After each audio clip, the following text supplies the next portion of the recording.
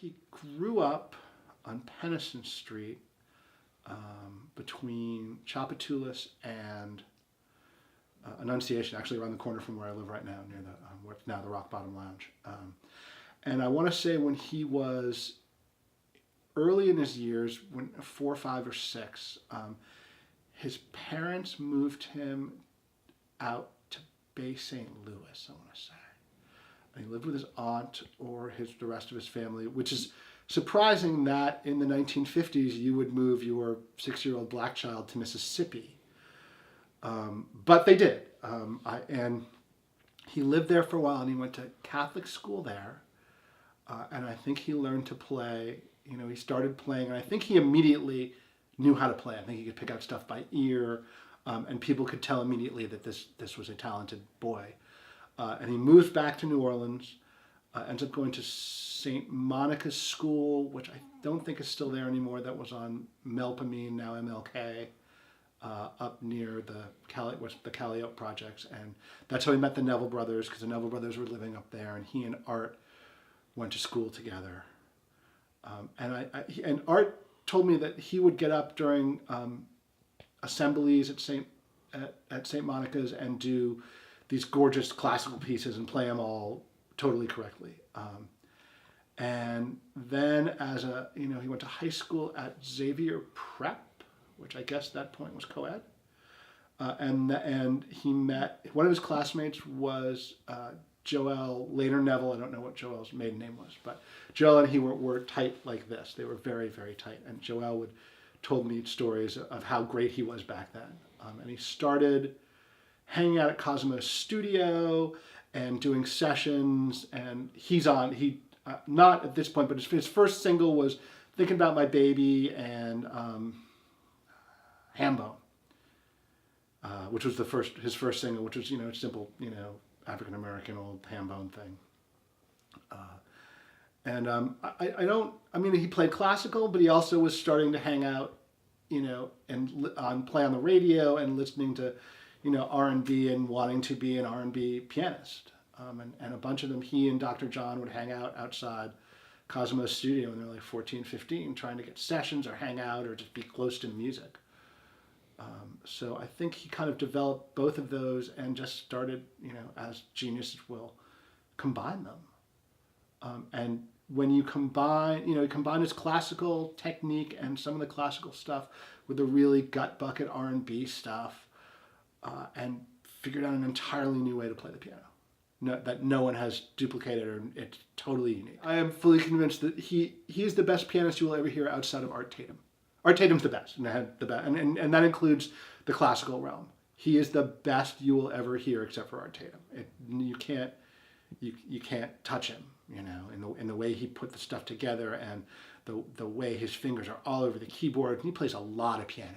There's a lot of notes in there, and there's a lot going on in the way he hits the keys. Wasn't he famous for a Maple Leaf gig? James Booker had I want to say it was Monday nights, but it might have been Tuesday nights, and it might have switched over the years. But he played, every Monday or Tuesday at the Maple Leaf. And some of his gigs there were just the most brilliant thing you'd ever seen, and sometimes he just wasn't into it, or he was too drunk, or just not. He was a moody person, so sometimes he was in the wrong mood.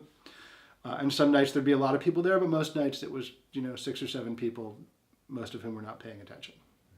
James Booker was an unpredictable person, and you never knew what he was going to do or how he would be. And part of it was, was substances. Part of it was, may have been mental illness. I think so, but then I know people who knew him for years just said, he was just putting everybody on.